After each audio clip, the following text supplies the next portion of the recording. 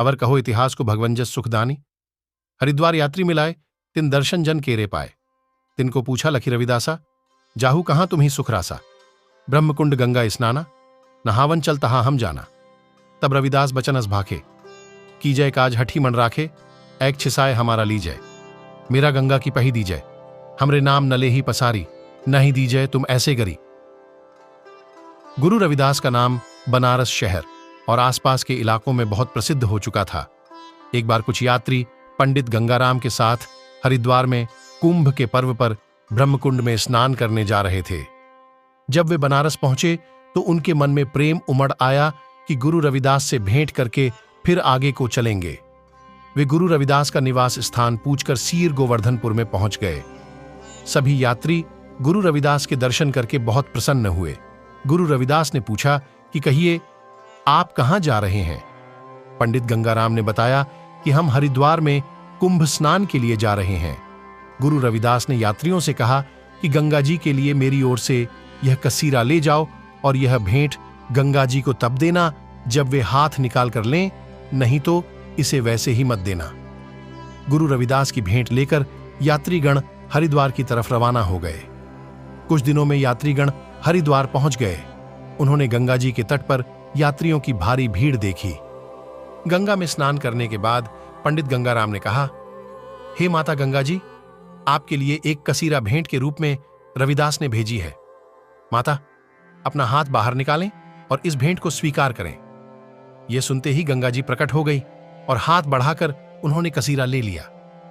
गंगा जी ने अपने हाथ का एक हीरे जडित कंगन गुरु रविदास के लिए भेंट किया और गंगाराम से कहा कि मेरी यह भेंट गुरु रविदास को पहुंचा देना। ले कंगन अति हर्ष युत देखत सब विस्माद, ऐसे न कभू भयो गंगा को प्रसादी। यह गंगाराम सहित सभी यात्री बहुत हैरान हुए कि इस प्रकार आज तक किसी को गंगा जी ने भेंट नहीं दी थी। गंगा जी के दर्शन करके और स्नान करके पंडित गंगाराम वापस अपने घर पहुंच गया। गंगाराम ने अपनी पत्नी को प्रत्यक्ष दर्शन की सारी कथा सुनाई और गंगा जी का दिया हुआ कंगन अपनी पत्नी को रखने के लिए दे दिया।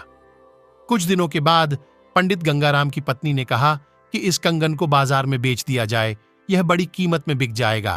पैसे लेकर अपना जीवन मजे से गुजारेंगे, हमें किसी प्रकार की कोई कमी नहीं रहेगी। जब पंडित गंगाराम वह कंगन बाजार में बेचने के लिए गया तो कंगन की जितनी कीमत थी उसकी कीमत के बराबर किसी के पास धन नहीं था। जो भी सर्राफ कंगन को देखता था वह हैरान हो जाता था और कहता था कि ऐसा कंगन हमने पहले कभी नहीं देखा। तब कुठवारे सुध दई वाकय हाट बिकाए, भूखन कंगन हाथ को बेचत जन एक आए। इस बात की खबर सिपाही के पास पहुंच गई कि एक आदमी बहुमूल्य कंगन बेचने की कोशिश कर रहा है। सिपाही गंगाराम को पकड़कर राजा के पास ले गए। राजा के पूछने पर गंगाराम ने सारी कथा कह सुनाई कि यह कंगन गंगा माता के हाथ का है, जिसे गंगा माता ने गुरु रविदास को पहुंचाने के लिए दिया था। सारी बातें सुनकर राजा चकित रह गया। राजा ने कहा कि गुरु रविदास को यहां बुलाया जाए और उनकी राय ली जाए। तब गुरु रविदास को सादर सभा में बुलाकर कंगन के बारे में पूछा गया। गुरु रविदास ने कहा कि यह कोई बड़ी बात नहीं है। अभी एक बर्तन में गंगा जल डालकर और कंगन उसमें डालकर ऊपर से कपड़ा देकर ढक दें। मन चंगा तो कठौती में गंगा। गंगा जी इस बात का फैसला कर देंगी। जैसा उन्होंने कहा, सारी सामग्री उसी ढंग से तैयार कर दी गई। तब गुरु रविदास ने गंगा जी को यह निर्णय करने के लिए कहा। जब कपड़ा बर्तन से हटाया गया तो 2 कंगन नजर आए। राजा और बाकी लोग यह देखकर बहुत प्रसन्न हुए। गुरु रविदास ने दोनों कंगन गंगाराम को दे दिए। ऐसे ही नई कहानी वीडियो देखने के लिए अरविंद बाबा ऑफिशियल चैनल को लाइक एंड सब्सक्राइब करें। धन्यवाद।